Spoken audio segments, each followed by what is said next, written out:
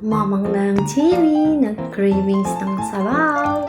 Walang ibang rekado, kaya gumawa ng sinabawang itlog.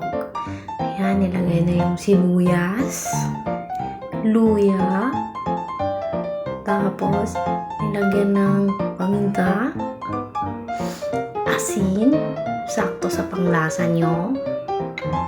Ayan, tapos takpan.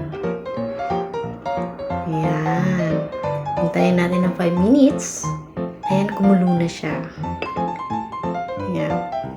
Tapos, lagyan natin ng isang itlog. Ayan.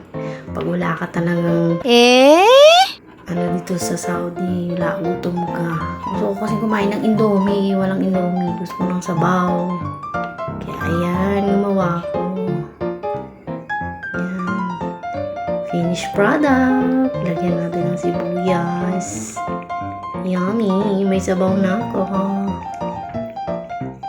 Ayan, i-ready na natin.